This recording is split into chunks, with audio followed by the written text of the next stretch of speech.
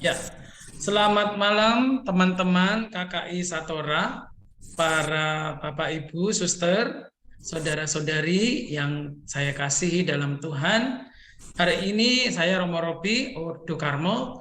Hari ini saya diberikan kesempatan untuk bersharing mengenai Roh Kudus yang meneguhkan para Kudus Karmel dalam penderitaan. Ya, jadi setiap ya nggak setiap sih kongregasi atau Ordo Karmel memiliki beberapa orang kudus yang sudah gereja akui dan cukup terkenal yang nanti akan kita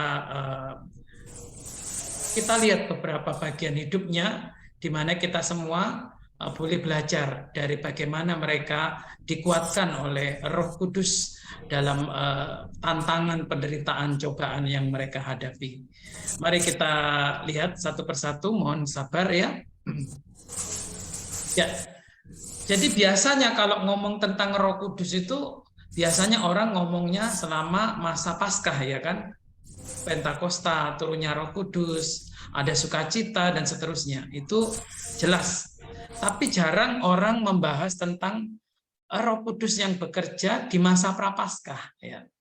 Tapi Bapak Ibu, saudara-saudari ingat dalam Injil Matius 4 ayat 1 dikatakan bahwa Roh Allah, Roh Kudus membawa Yesus ke padang gurun. Nah, bayangkan padang gurun itu tempat yang gersang, yang sepi, yang menyeramkan, yang berbahaya karena banyak binatang buas di sana.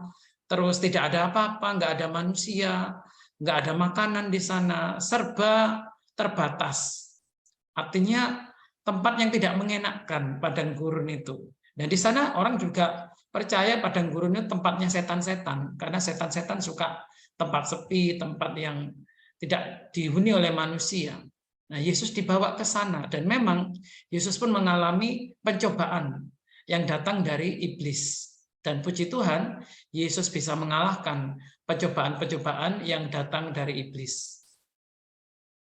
Nah, bagi Karmel, Ordo Karmel, padang gurun itu seperti hidup mereka, hidup kami ya. Jadi para kudus Karmel itu didorong juga oleh Roh Kudus untuk menyerahkan diri secara total pada Tuhan, pada Allah.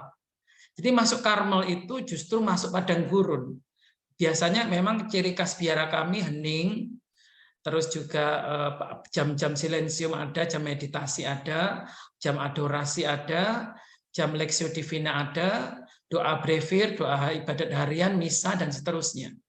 Paling nggak dijaga suasana yang hening supaya kami bisa merasakan kehadiran Tuhan, mengalami perjumpaan dengan Tuhan, bahkan juga ketika menghadapi berbagai macam cobaan, godaan, tantangan.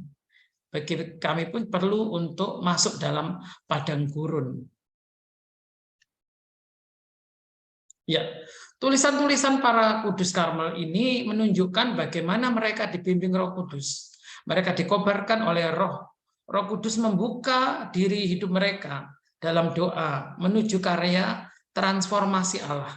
Dalam kondisi sakit misalnya, para kudus ini bertahan, para kudus ini berserah pada Tuhan.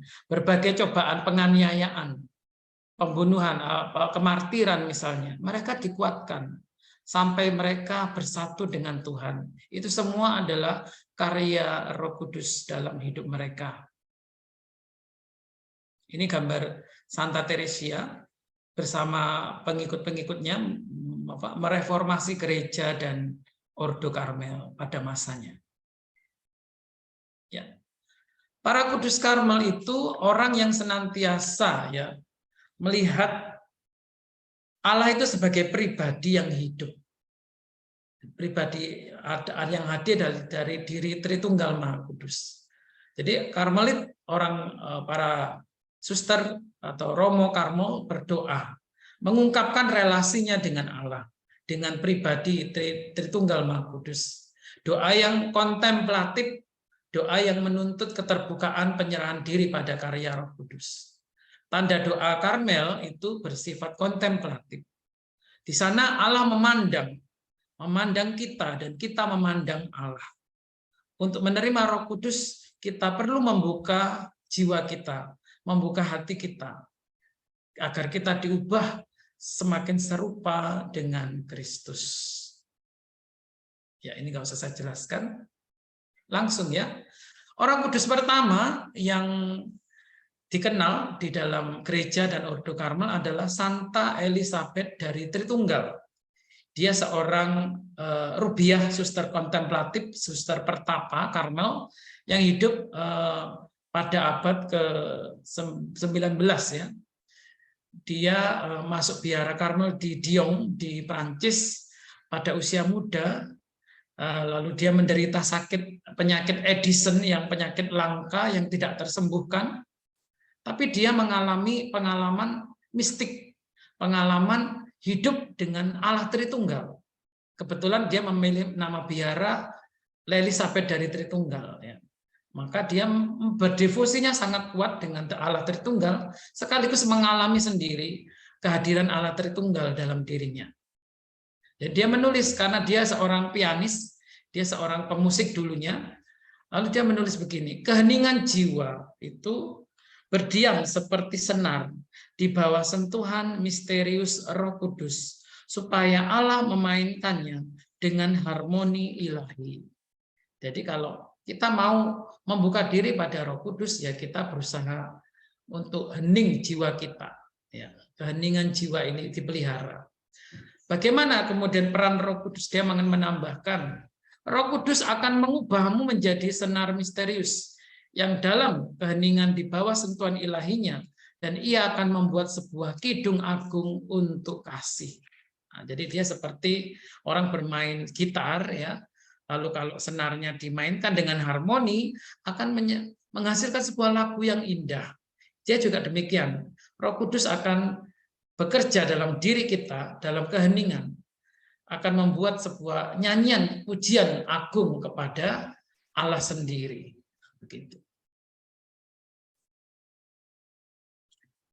Santa Elizabeth juga membahas tentang penerimaan Roh Kudus berkaitan dengan air hidup. Dalam Yohanes 4 ayat 10 ia menulis kepada seorang misionaris, oh betapa kuatnya bagi jiwa, yaitu rasul yang berdiam di sumber air hidup, sehingga dia akan meluap-luap tanpa pernah jiwanya merasa kosong, karena dia telah bersatu dengan yang tak terbatas. Nah ini jadi Roh Kudus itu air hidup yang meluap-luap, ya, meluap-luap dalam hati orang yang mencintai Allah. Lalu dia menambahkan lagi, semoga roh cinta kasih mencurahkan dirinya sendiri atasmu secara meluap-luap. Ini bisa kita lihat dalam surat Rasul Paulus kepada jemaat di Roma ayat 5, bab 5 ayat 5. Kasih Allah telah dicurahkan ke dalam hati kita melalui Roh Kudus yang telah diberikan kepada kita. Nah, di Roh Kudus inilah yang membimbing setiap orang, termasuk orang kudus ini dalam peristiwa hidupnya. Nah, ini dia pada waktu masih muda, masih gadis, Santa Elizabeth ini seorang pianis, seorang ahli musik ya. Santa Elizabeth dari Tritunggal juga menerima sebuah manifestasi yang akrab, yang intim dengan Trinitas Maha Kudus. Pengalaman ini terjadi beberapa bulan sebelum ia meninggal. Pengalaman mistik ini memahkotai hidupnya dalam ketekunan doa yang tak kunjung henti. Santa Elizabeth dari Trinitas memastikan bahwa pujian kemuliaan adalah seorang yang dalam hidupnya mempersembahkan kemuliaan Allah, yang berada di bawah tindakan Roh Kudus yang mempengaruhi segalanya dalam dirinya. Jadi kalau orang ingin mempersembahkan pujian kemuliaan, ia harus berada di bawah bimbingan Roh Kudus. Barulah dia bisa mempersembahkan pujian kemuliaan. Nah, ini waktu dia masih ya seorang gadis sebelum masuk biara, sudah mulai agak berdewasa, ya. Dia pernah orang tuanya mencoba untuk mempertunangkan dia dengan seorang laki-laki bangsawan yang kaya, tetapi dia tidak tertarik. Dia lebih tertarik memasuki biara Karmelit tertutup di Prancis, Karmelit yang kontemplatif, yang hidupnya keras di sana.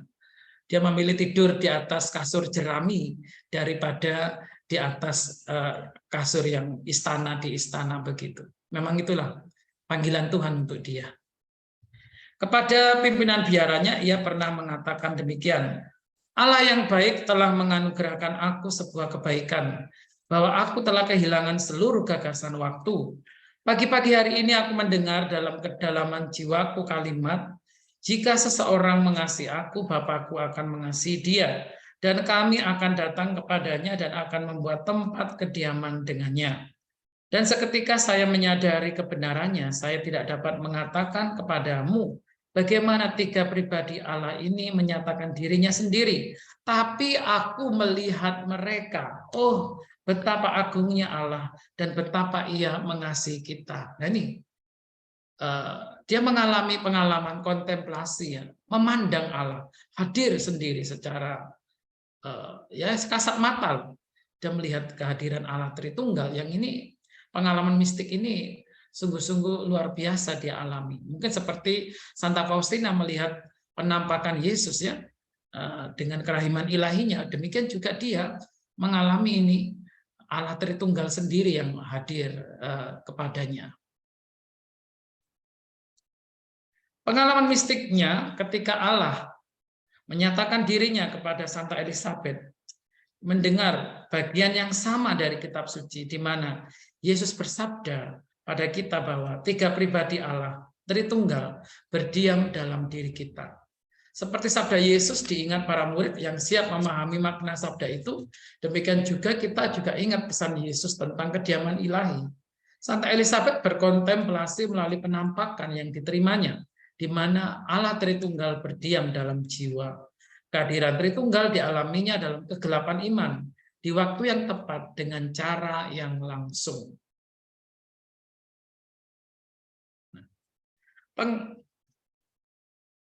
Inti dari karya Roh Kudus dalam diri kita, ya, perbuatan Allah di dalam diri kita mengubah kita menjadi serupa dengan Kristus.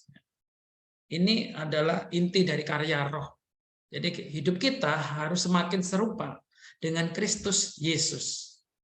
Karya Roh inilah yang disebut oleh Santa Elizabeth dari Tritunggal adalah tindakan kreatif Roh. Seluruh pekerjaan Tritunggal dalam diri kita. Karya tulisannya Doa kepada Allah Tritunggal mengungkapkan kabar sukacita perawan Maria itu adalah contoh dari tindakan Allah Tritunggal. Ketika malaikat Gabriel datang mengabarkan kabar sukacita pada Maria, itulah sebenarnya adalah contoh tindakan Allah Tritunggal langsung kepada Santa Perawan Maria. Bapa mengutus Sang Roh sehingga Kristus yang terlahir dalam diri Maria. Peristiwa kabar sukacita merefleksikan apa yang terjadi pada kita ketika Kristus terbuka pada tindakan Roh. Dia diutus ke dalam diri kita oleh Bapa, sehingga Kristuslah yang hidup di dalam aku. Jadi bukan lagi aku yang hidup, tapi Kristuslah yang hidup dalam aku. Galatia 2 ayat 20. Bagi Karmelit, tindakan Tritunggal adalah dorongan untuk berdoa. Santa Elizabeth berhubungan dengan Bapa yang membungkuk padanya, Roh Kudus menjumpainya, Kristus berdiam dalam dirinya. Bersama Allah Tritunggal, kita membuka diri kita pada perbuatan roh dan berdoa seperti Elizabeth, Santa Elizabeth. Oh api yang menghanguskan, roh kasih, datanglah kepadaku.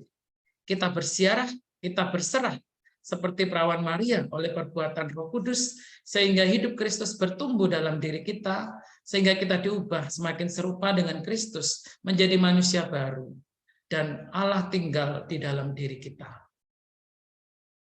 Ini biara Karmel, suster-suster di Dijon, Prancis, ya, tempat dia tinggal dulu. Inkarnasi Kristus pada peristiwa kabar sukacita adalah tindakan Roh, karunia putra oleh Bapaknya, merupakan pengalaman Trinitas. Doa Santa Elizabeth membuka hidup batin ketiga pribadi ilahi, di mana kita semua diundang untuk berserah, memberi. Tamu ilahi Tritunggal ada dalam jiwa kita, selalu memberi dan berkomunikasi satu sama lain dalam kedalaman hati kita, dan ada pertukaran kasih yang menjadi dialog tanpa henti dan terjadi setiap waktu. Nah, ini namanya sel. Jadi di Karmel itu tidak ada kamar, adalah sel. Karena seperti penjara, ya, penjara tapi penjara cinta kasih. Ya, mereka ini para suster tidak keluar dari tembok biara. Sekali masuk tidak pernah keluar lagi melihat dunia luar. Mereka hidupnya tinggal dalam sel seperti ini, sederhana. Trinitas ilahi, Trinitas ilahi berdiam dalam diri kita, meminta tanggapan iman kita. Tandanya hati kita di bawah perbuatan tindakan Roh Kudus. Dalam dialog doa, kita menjadi terbuka karena transformasi Allah, karena saluran komunikasi telah dibuka, seperti yang ditulis oleh Santa Elizabeth. Semoga Roh Kudus yang adalah kasih membuat hatimu sebuah kediaman kecil yang menggembirakan tiga pribadi ilahi melalui semangat nyala kasihnya. Oh, betapa jiwa kita perlu menarik kekuatan dari doa, bukan? Khususnya dalam keintiman hati ke hati, di mana jiwa mengalir ke dalam Allah dan Allah mengalir ke dalam jiwa untuk mengubahnya ke dalam diri Allah sendiri. Nah, ini ketika Santa Elizabeth sakit penyakit Edison, ya, sudah parah sekali. Ini ke foto terakhirnya masih hidup. Dia berbaring di selnya. Santa Elizabeth dari Tritunggal menulis, sebelum aku mati, aku memimpikan diriku ditransformasi, diubah kepada Yesus yang tersalib, yang menganugerahkanku banyak kekuatan dalam penderitaan. Ini penyakit Edison itu penyakit langka yang tak dapat disembuhkan, itu yang dialami Santa Elizabeth ini. Beberapa bulan terakhir sebelum meninggal, ia merasakan rasa sakit luar biasa, sakit kepala berat dan mual, tak dapat makan, hampir insomnia total, tak bisa tidur, peradangan mengerikan di seluruh badannya. Begitu parah penderitaannya, tapi ia rindu digabungkan dengan karya penebusan Kristus. Terkadang dia tahu bagaimana rasanya orang bunuh diri, sakitnya kayak apa, itu dia alami. Tapi menghadapi semua ini, dia mengizinkan kasih Allah mengubah penderitaannya, yang pada gilirannya mengubah Santa Elizabeth sendiri. Ini ikonnya dia. Santa Elizabeth ingin mengasihi Kristus bahkan sampai mati, dan kasihnya memeluk seluruh tubuh Kristus di seluruh dunia. Di puncak rasa sakitnya dia mampu berdoa, habiskanlah seluruh substansiku, seluruh diriku ya Allah, habiskanlah demi kemuliaan-Mu.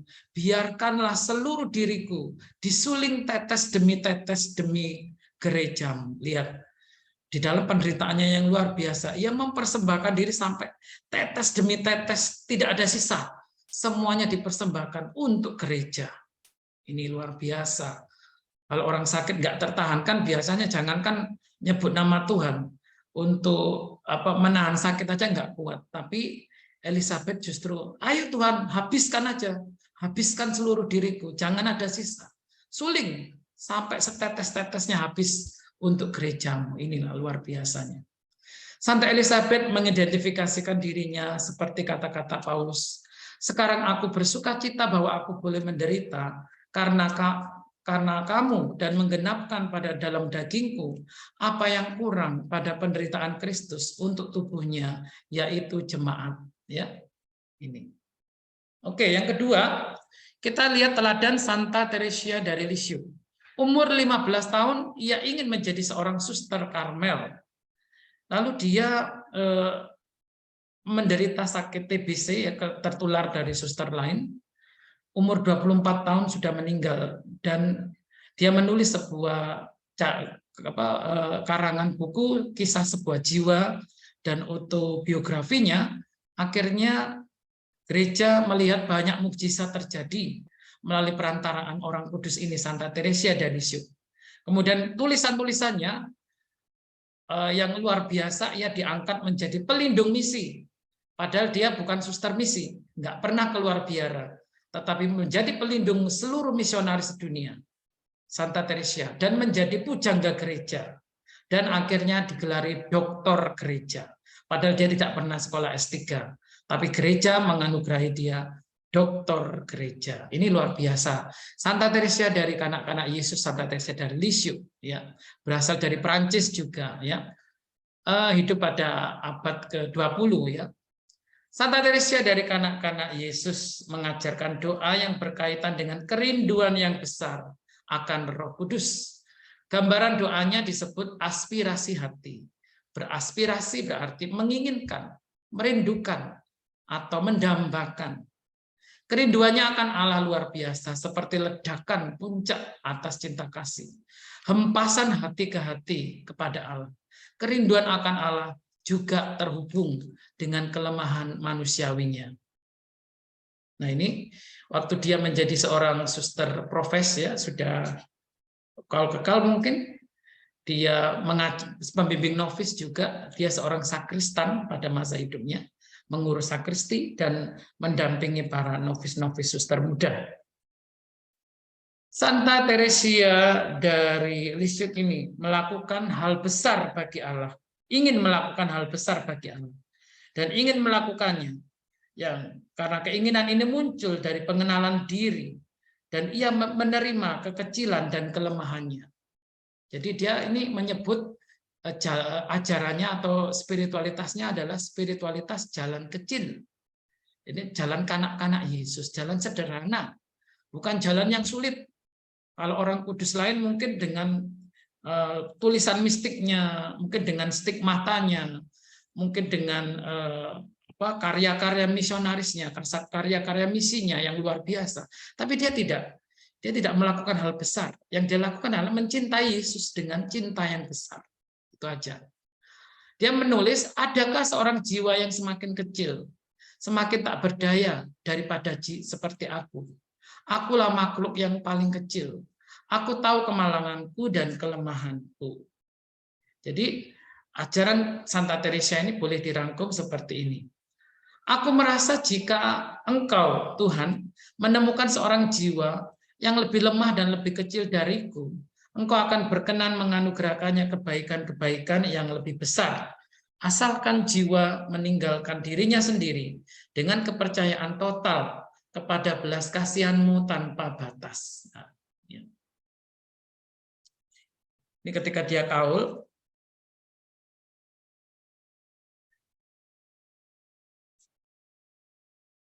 ya, Santa Teresia ada hubungan sebab dan akibat di sini. Maksudnya spiritualitasnya ini mau mengatakan kalau semakin kecil jiwa, semakin sederhana jiwa, semakin besar kebaikan ilahi.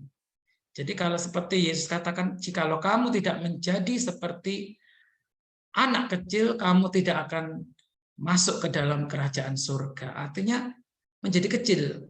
Kita harus menjadi sederhana di mata Allah. Kalau kita sombong, kita merasa hebat, kita merasa pintar, kita merasa lebih dari yang lain, maka Allah tidak berkenan. Karena orang sombong tidak ada tempat bagi Allah. Yang ada adalah dirinya sendiri. Maka Teresia merendahkan dirinya, mengosongkan dirinya menjadi kecil di hadapan Allah, seperti kanak-kanak yang tak berdaya di tangan bapaknya. Ya. Teresia melihat jauh dirinya sebagai tidak berarti.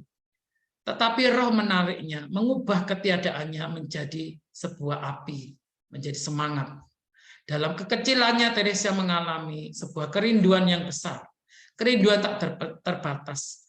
Kerinduan dan hasrat mencapai yang tak terbatas. Dia bertanya, oh Yesus kasihku, sang kehidupanku, bagaimana aku bisa menggabungkan antara ketiadaanku, kekecilanku, dan kerinduanku yang tak terbatas.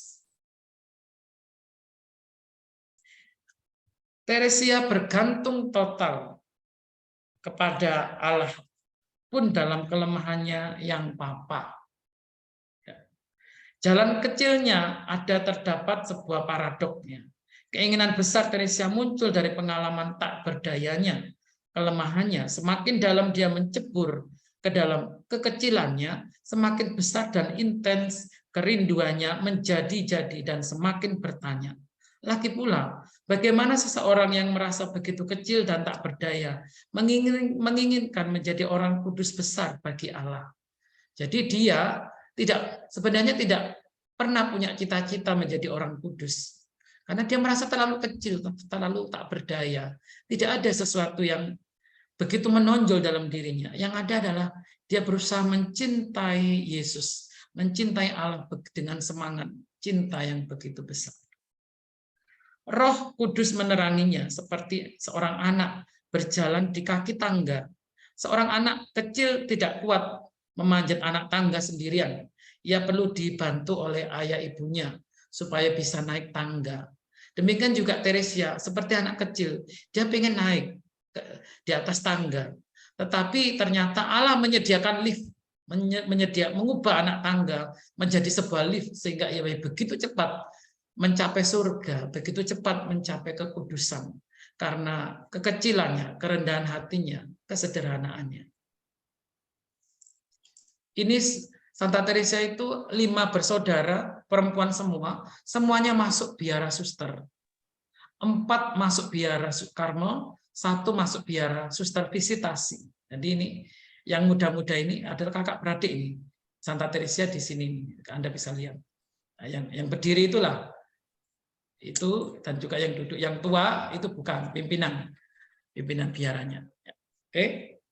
Nah, Teresa bergantung total pada Allah dalam kelemahannya, dalam kekecilan dan ketidakberdayaannya. Teresa mengalami kekuatan total pada Allah, terlepas dari kelaparan besar dambaan hasratnya yang kadang begitu menyakitkan, tak terpuaskan, tapi dipenuhi kemudian oleh kasih Allah yang tak terbatas.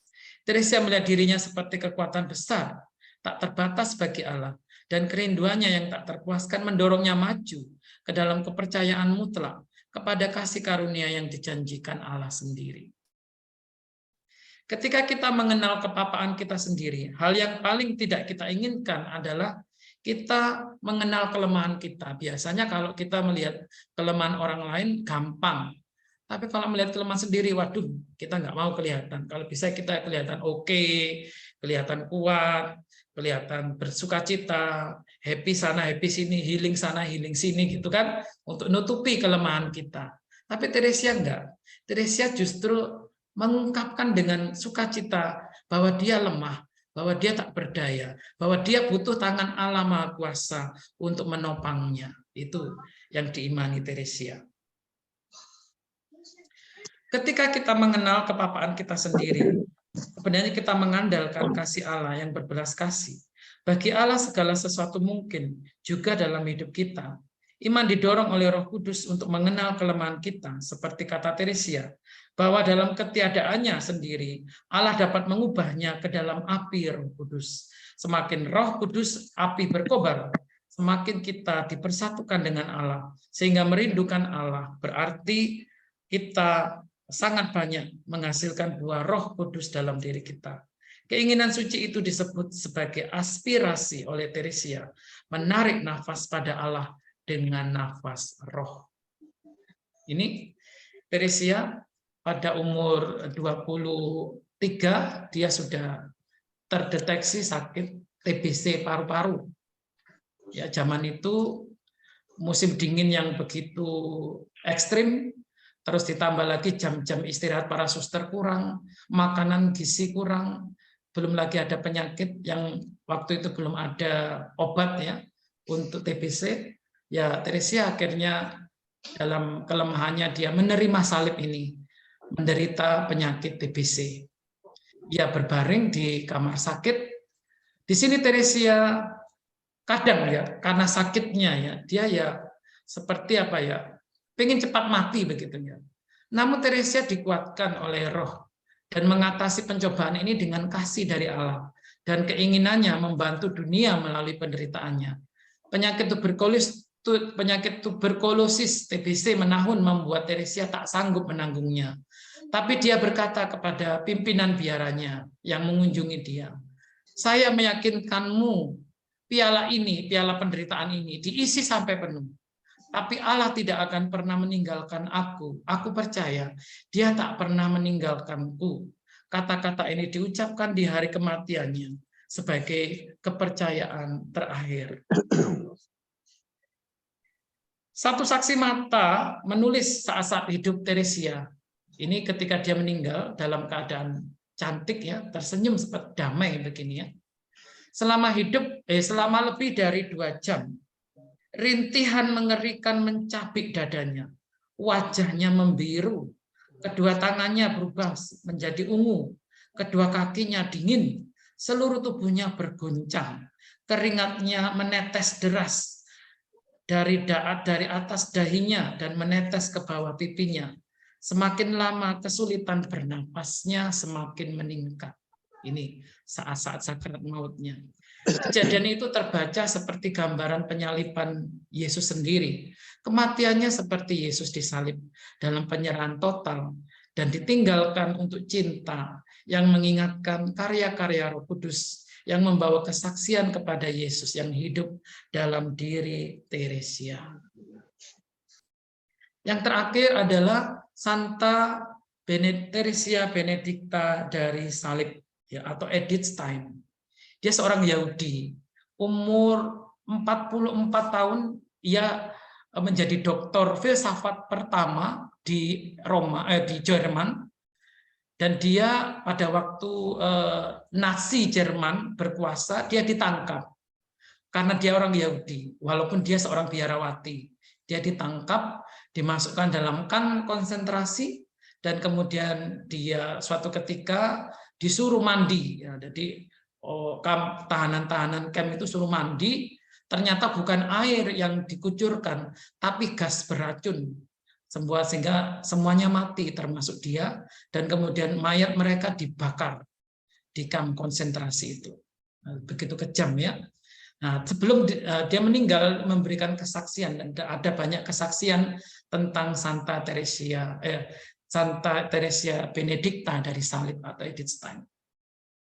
Nah, laporan saksi mata saat-saat terakhir hidupnya di camp Westerbork, camp transit, mereka menunjukkan Edith Stein atau Santa Teresia dari Benedikta ini menjadi saksi bersinar bagi kekuatan roh, memberi kesaksian dalam dirinya untuk Kristus. Sabda Tuhan, roh kebenaran akan bersaksi tentang aku. Seturut teladan Edith Stein, kita melihat bagaimana kekuatan roh bersaksi tentang Kristus dalam mereka yang dianiaya. Jadi ini suster ini mengalami penganiayaan, mengalami kemartiran. Satu saksi mata menulis tentang Edith Stein ini. Saksi mata itu, hari-hari terakhir Santa Edith Stein dihabiskan di antara orang-orang Yahudi yang sangat menderita dalam kamp konsentrasi yang kotor.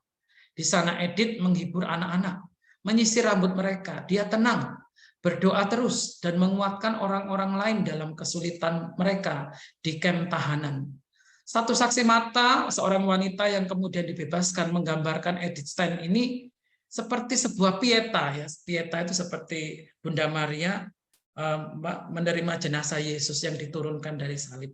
Seperti itu gambarannya. Tapi dia tidak memangku Kristus, karena Kristus seperti sungguh-sungguh hadir di sana bersama dengan Edith Stein. Ia menghadapi penderitaan menyatu dengan Kristus dan berada dalam dirinya, meskipun tak tampak dengan mata telanjang. Edith Stein saksi mata yang bersaksi itu tentang kehadiran yang memancar di sekeliling Edith Stein. Ada seorang laki-laki yang bekerja sebagai petugas di camp menjelaskan demikian. Ada seorang suster membuatku terkesan langsung. Senyumannya yang hangat, bersinar, tak pernah terhapus dari ingatanku. Dari saat aku menemuinya di camp Westerbork, aku tahu di sini ada seorang yang sungguh hebat. Selama beberapa hari dia tinggal di lubang neraka, berjalan, berbicara, dan berdoa. Seperti seorang kudus. Dia sungguh-sungguh orang kudus. Ketika dia berbicara, tak mungkin tanpa digerakkan kerendahan hatinya dan keyakinannya. Berbicara dengannya seperti berjalan ke dunia lain, di mana untuk sesaat camp Westerbork tidak ada lagi.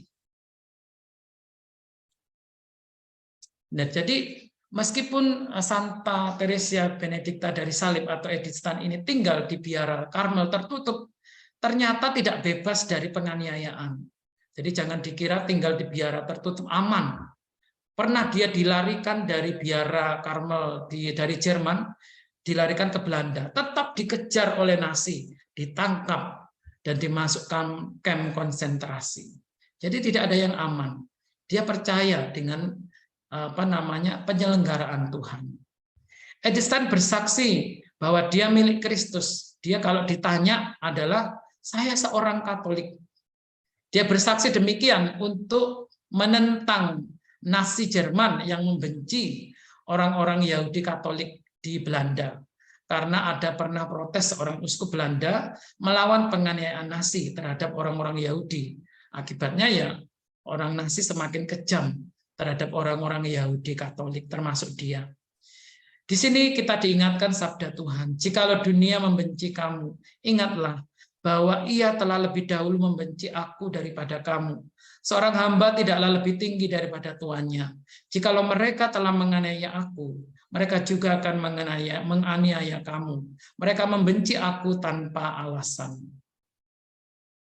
Ini sebuah doa yang ditulis oleh Edith Stein, ya, Santa Teresia dari Benedikta dari Salib ini. Dia melukiskan demikian ketika dia dalam penjara, dalam kamp konsentrasi. Siapakah engkau cahaya baik hati yang memenuhiku sekarang dan menerangi semua kegelapan hatiku? Kau Tuhan membimbingku ke depan seperti tangan seorang ibu. Dan jika kau lepaskan aku tidak dapat mengambil selangkah sendirian. Kaulah ruang yang memeluk seluruh keberadaanku, yang tersembunyi di dalam dirimu. Terlepas darimu Tuhan, aku akan jatuh ke dalam jurang ketiadaanku. Dari situ kau bangkitkan kepada cahaya. Kau dekat padaku lebih daripada diriku sendiri. Berada semakin dekat kau di dalam diriku, daripada diriku yang paling dalam. Kau di luar genggamanku melampaui jangkauanku. Tiada yang dapat menampungmu. Engkau, ya Roh Kudus, Engkau kasih abadi. Ini pembakaran mayat di kamp konsentrasi tempatnya dia terakhir, ya, sebelum waktu dia meninggal, ya. Bayangkan seperti ini, tungkunya mengerikan. Setiap hari membakar mayat.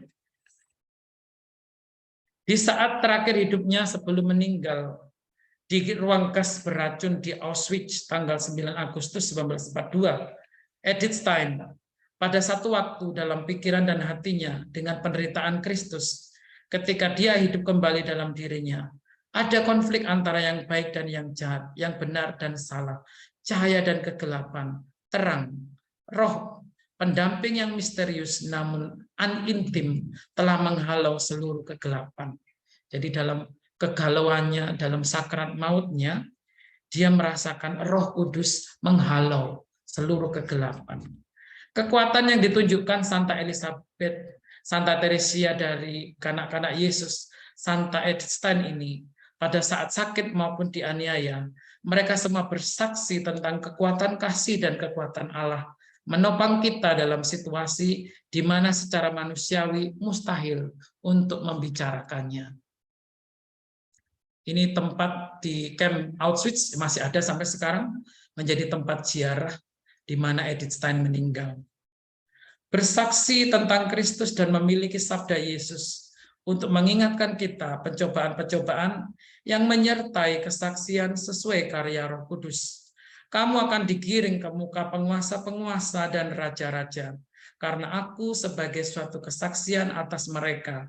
Janganlah kamu khawatir akan bagaimana dan akan apa yang harus kamu katakan, karena semuanya itu akan dikaruniakan kepadamu pada saat itu juga.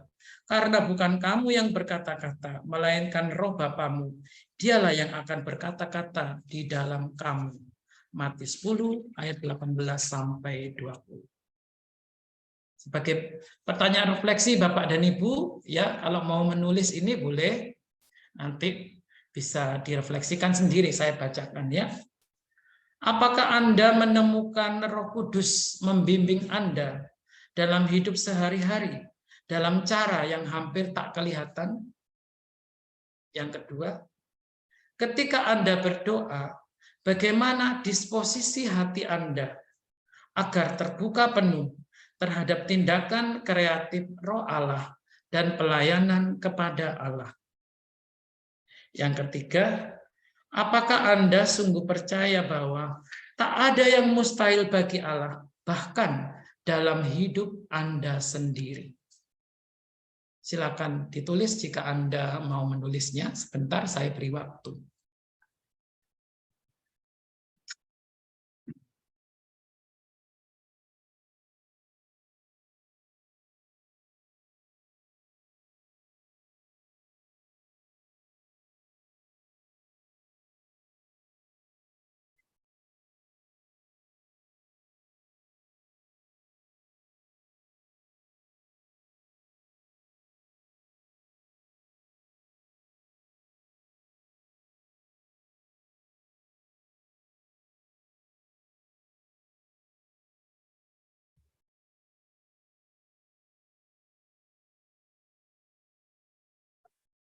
Ya, saya kira cukup ya untuk ini.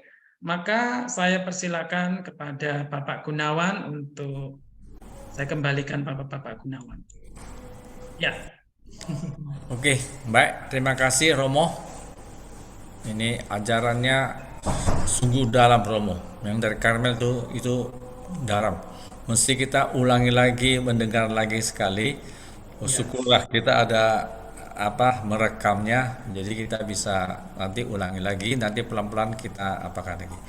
Saya bisa Baik, share Romo. Pak, tentunya PowerPoint-nya bisa saya share.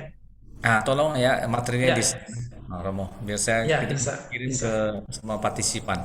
Ini Ya. partisipan bukan saja dari KI Satora, tapi umumnya kok kita ini dari Nusantara. Ya, ya, ya, ya. Itu yang berdoa saja itu ada yang dari Medan, ada yang biasa dari Kaltim, ada yang dari mana-mana Romo. Cuma yang dari Ya. Bali hari ini off karena mereka hari Nyepi. Oh iya, ya. Ya, biasanya banyak itu. Baik, Romo. Ya. Nah, Romo istirahat sebentar. Kita mau ambil foto dulu Oh iya. untuk apa ya? Untuk di arsip ya dalam dokumen kita. Oke, Ibu Silva, mungkin boleh uh, fotokan Bu Silva. Baik, Pak. Dan Bapak Ibu mohon dibuka kameranya ya. Tolong kameranya dibuka sebentar supaya nanti jangan lihat cuma gelap gulita.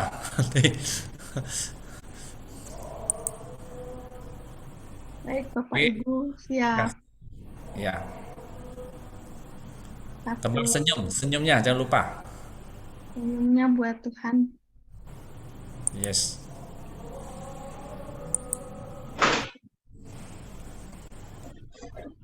Ya, Ibu Mustina, Ibu Silva, Sri Rezeki, Ibu Sabina Bontang, Bu Stefanus Liandi, kalau bisa tolong dibuka. Kalau berhalangan ya nggak apa-apa ya, mungkin masih di jalan atau di mana atau yang sudah pakai daster ya nggak apa-apa. Sudah, Sudah, Pak Dun. sudah semua ya. Ya. Oke, terima kasih semuanya. Kita sekarang masuk ke acara sesi tanya jawab. Saya lihat di chat ini ada beberapa pertanyaan. Kita akan segera memulai. Itu sekarang 20:41 menit. Maaf Pak Gun, di jalan masih.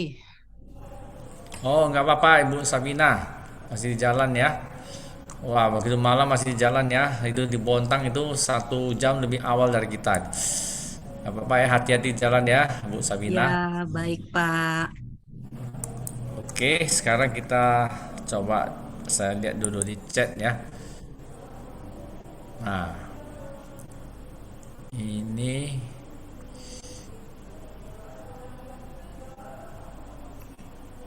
ya. Ini dari Bapak Teddy.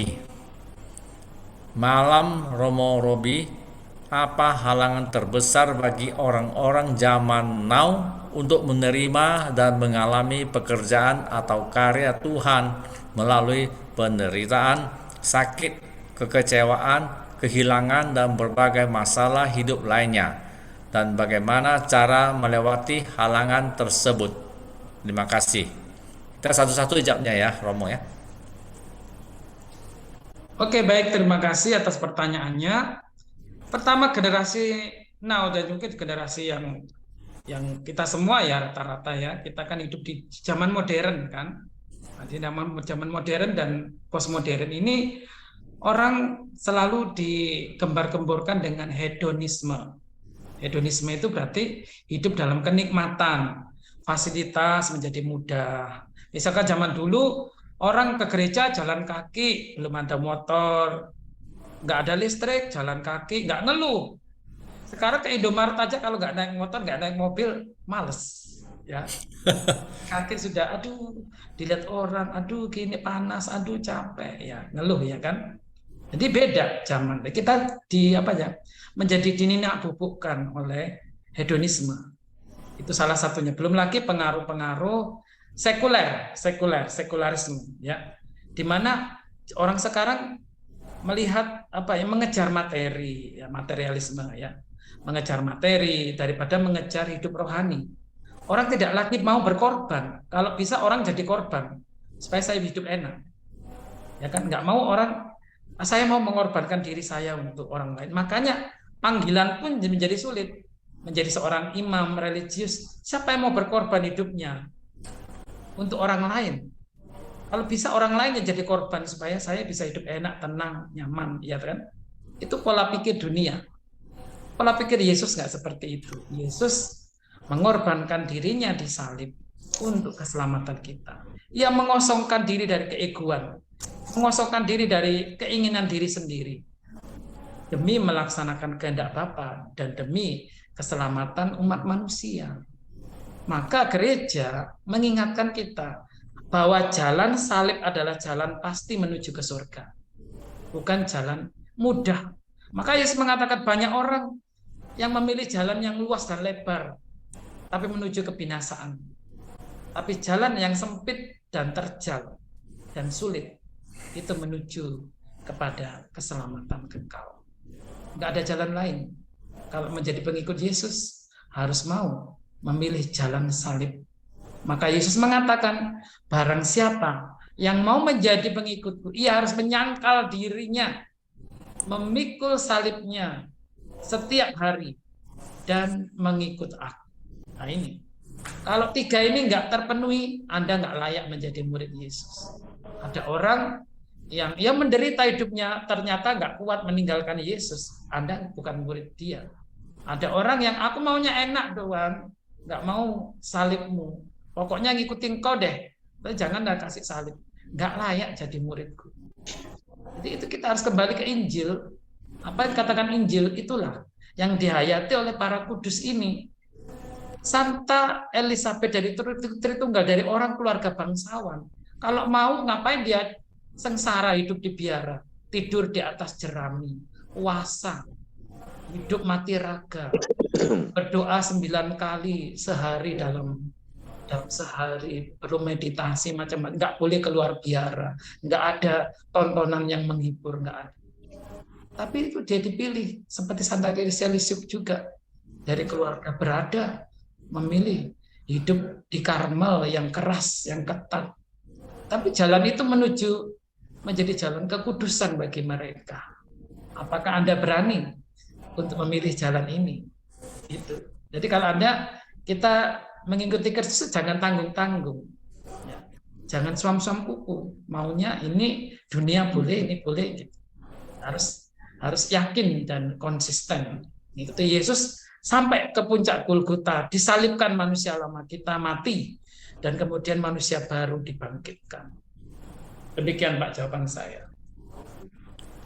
Ya, nah, Pak Teddy, mudah-mudahan jelas ya.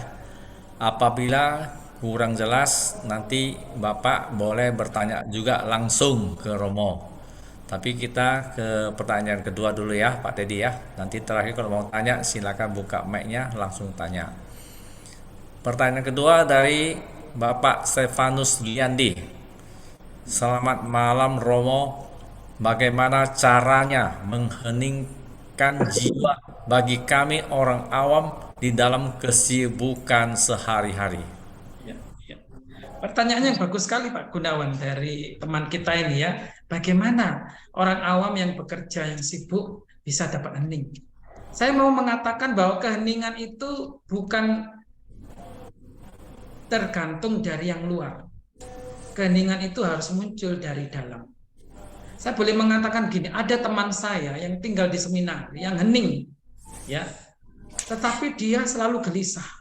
Pikirannya mikirkan keluarga, pikirannya mikirkan mantan pacarnya, pikirannya mikirkan yang macam-macam, dunia di luar seminari. Dia nggak tenang, tidur nggak enak, makan nggak enak, nggak semangat, akhirnya keluar juga. Ya. Bukan berarti, jadi saya katakan, jadi keheningan itu dari dalam. Pertama-tama bukan karena suasana sepi di rumah retret, di kuburan atau di atas puncak gunung. Ya itu boleh, bisa membantu, tapi tidak tergantung dari itu. Keheningan itu harus dari dalam. Kita harus berdamai dulu dengan diri kita. Kalau Anda punya masalah dengan Tuhan karena Anda punya dosa, segera tobat, mohon ampun, supaya hati Anda damai. Kalau Anda punya masalah dengan teman, dengan keluarga, pasangan Anda, siapapun, segera berdamai. Supaya hati Anda damai, tenang. Ketika Anda marah dalam diri sendiri, menyalahkan diri sendiri, Anda juga harus mengampuni dirimu sendiri. Supaya hatimu damai. Jadi pertama-tama kita harus berdamai dulu dengan diri sendiri, dengan orang lain, dan dengan Tuhan. Baru kita bisa masuk merasakan keheningan itu. Meskipun Anda naik mobil atau Anda mungkin lagi bekerja di banyak kantor, kalau hati Anda damai, Anda ngerasain kok ketenangan itu. Anda nggak akan terganggu dengan omongan orang, gosip, orang yang mau menjatuhkan Anda, orang yang mau ngata-ngatain Anda, macam-macam. Nggak akan ngaruh. Karena dari dalam Anda sudah berdamai. Aku sudah mengampuni dia. Aku sudah memaafkan dia. Jadi hatiku nggak ngaruh. Kamu mau ngomong apa nggak ngaruh. Aku tetap damai. Aku tetap berserah sama Tuhan. Itu damai. Itu sebenarnya ketenangan keheningan yang sesungguhnya yang dialami oleh para kudus demikian. Penderitaan mereka alami. Setiap hari ada penderitaan. Ada sesuatu yang nggak menyenangkan terjadi. Tapi hati mereka tetap damai karena mereka seluruhnya sudah menerima, mengampuni, dan mengandalkan Tuhan. Itu saya kira keheningan yang sesungguhnya. Terima kasih. Wah, nampaknya mesti berjuang keras, Pak Stefanus. Bukan gampang tuh ya. Ya. Baik. Pertanyaan selanjutnya, Romo, dari Ibu Silva. Romo, kita sering enggan memeluk kepapaan. Apakah itu termasuk kategori manusia suam-som kuku? Oke, terima kasih ya. Jadi Santa Teresa tadi memang mencontohkan pada kita. Dia tidak malu, dia tidak menutupi kelemahan dirinya. Dia mengakui dia kecil, dia nggak berdaya, dia nggak melakukan karya-karya hebat, dia nggak melakukan studi sampai S3, dia nggak melakukan memiliki jabatan tinggi, memiliki ini itu, enggak. Dia hanya menyerahkan diri sama Tuhan. Aku ini lemah Tuhan, tak berdaya. Lihat kelemahanku, lihat aku. Aku seperti anak kecil yang enggak berdaya. Kalau tanpa Engkau yang mengangkat aku tidak akan bisa melihat surga. Jadi dia menyerahkan diri dalam kepapaannya. Jadi menurut saya manusia yang tidak menerima kelemahannya ya manusia yang belum dewasa, manusia yang belum menyerupai citra Allah, menyerupai Kristus. Karena Kristus juga menerima salib, menerima kemanusiaan. Dia rela mengosongkan diri walaupun dia Allah, memakai rupa seorang hamba, dan kemudian ia bahkan disalibkan. Ya, dia begitu mengerikan di atas salib. Itu semua dia terima sebagai kelemahan, menanggung kelemahan. Maka dari itu, ya manusia yang tidak bisa menerima kelemahannya, ya dia juga nggak bisa menerima orang lain. Sulit menerima Allah juga, karena bagi dia Allah menurut gambarannya sendiri, nggak menurut Allah yang semestinya. Gitu. Jadi pertama ya harus kalau Anda mau berkembang, Anda harus menerima kelemahan Anda. Dan kemudian mempersembahkan kelemahan itu pada Tuhan, dan meminta agar Roh Kudus mengubah Anda, mengubah kelemahan Anda. Setiap hari minta, Tuhan, Roh Kudus, bekerjalah dalam diriku. Ubahlah apa yang bisa kuubah dalam diriku. Tapi apa yang tidak bisa kuubah, biar Engkau sendiri yang mengubahnya dengan caramu sendiri. Itu ya. Itu mungkin semoga dapat membantu. Terima kasih. Ya, terima kasih Pastor. Sungguh jawaban yang luar biasa.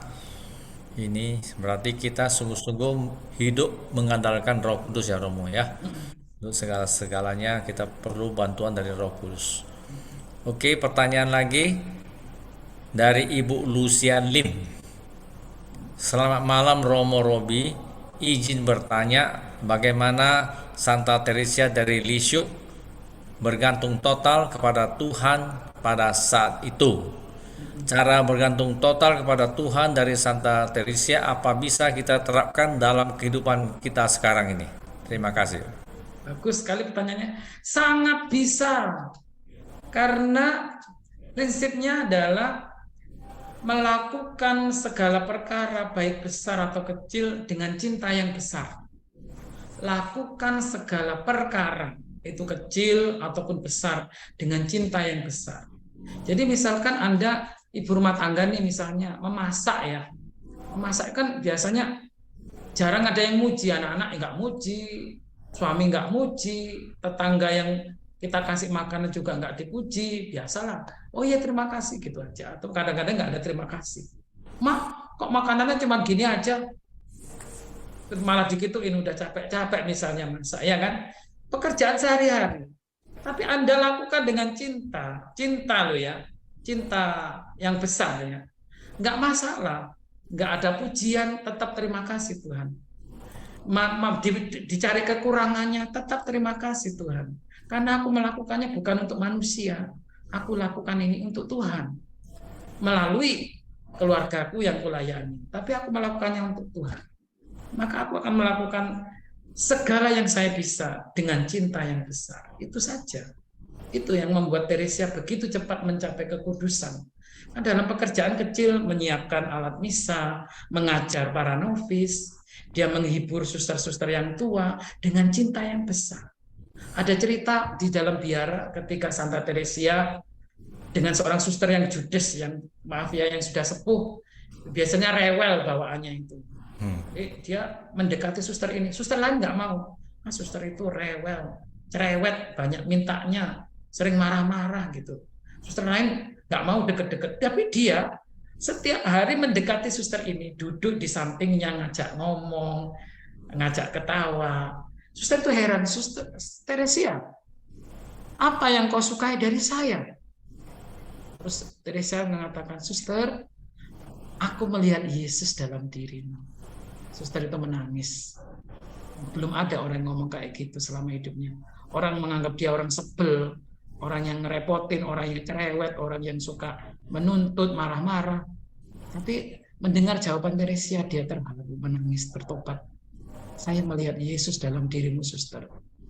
Kalau Teresia mengandalkan kemanusiaannya, buat apa capek-capek ngurusi ini? Banyak kok pekerjaanku. Tapi enggak.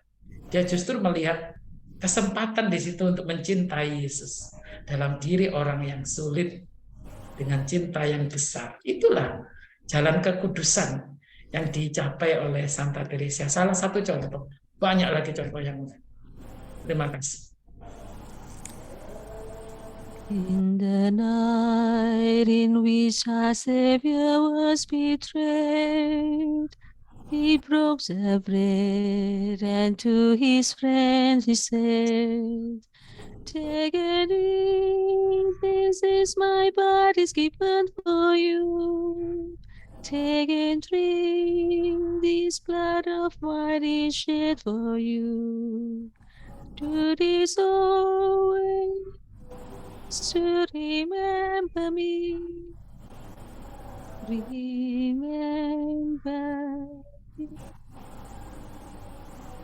In the night in which our Savior was denied, He bowed his head and to the Father cried, if it be your will, this cup pass from me. If it be your will, spare me this agony. In my darkest hour, will you remember me? Remember me. In the night in which my deepest doubt are known, you come to me, and I am not alone. When I taste your blood and body given for me, when I hear your prayer in the Gethsemane, then I know you remember me. Remember me, Lord, remember me, remember me.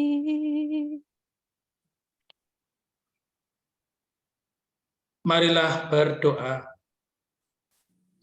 Tuhan Bapa yang baik, kami mengucap syukur atas penyertaan-Mu dalam acara KKI Satora pada malam hari ini, pengajaran dan juga doa-doa kami, pujian kami serahkan kepadamu Tuhan. Belajar dari para kudus Karmel yang menyadari kelemahan mereka dan mempersembahkan seluruh penderitaan mereka kepadamu. Mereka mendapatkan kekuatan dari Roh Kudus hingga akhir mereka mempersembahkan hidup mereka dan berkenan kepadamu.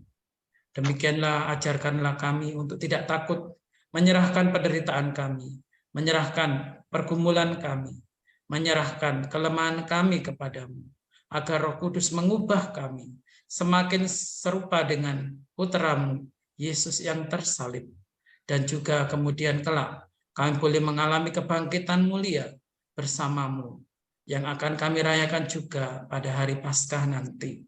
Persiapkanlah hati umat-Mu saat ini ya Tuhan, dalam masa Prapaskah, untuk juga memasuki masa Pekan Suci, agar mereka juga boleh mengambil buah-buah Paskah yang nanti dapat kami terima, yaitu Roh Kudus yang Kau janjikan kepada kami. Malam ini kami juga akan mengakhiri acara ini, dan kami bawa serta seluruh doa-doa kami, yang intensi-intensi yang kami bacakan tadi. Tuhan berkenanlah memberikan yang terbaik kepada kami semua, sesuai dengan kehendak-Mu. Jadilah, karena kami percaya, tidak ada yang mustahil bagi-Mu ya Allah, bila kami percaya kepadamu. Iman sebesar sebiji sesawi dapat memindahkan gunung. Dengan demikian kami juga iman kami yang tidak seberapa ini ya Tuhan. Kami mau Tuhan tumbuhkan, kembangkan, agar berguna bagi kami, bagi keselamatan kami, bagi kesejahteraan hidup kami, dan bagi seluruh hidup kami. Tuhan, malam ini kami hendak beristirahat. Berilah kami istirahat yang tenang malam ini, sehingga besok kami boleh bangun dengan keadaan segar, keadaan yang sehat, penuh syukur dan sukacita. Sekalipun dalam kelemahan, kami percaya Engkau tidak meninggalkan kami. Untuk itu doa ini kami persatukan dengan doa yang diajarkan Tuhan Yesus kepada kita. Bapa kami yang ada di surga, dimuliakanlah nama-Mu, datanglah kerajaan-Mu, jadilah kehendak-Mu di atas bumi seperti di dalam surga. Berilah kami rezeki pada hari ini, dan ampunilah kesalahan kami, seperti kami pun mengampuni yang bersalah pada kami. Janganlah masukkan kami dalam pencobaan, tapi bebaskanlah kami dari yang jahat. Amin. Tuhan bersamamu dan bersama rohmu. Semoga kita sekalian diberkati oleh Allah yang Maha Kuasa, Bapa dan Putra dan Roh Kudus. Amin. Amin.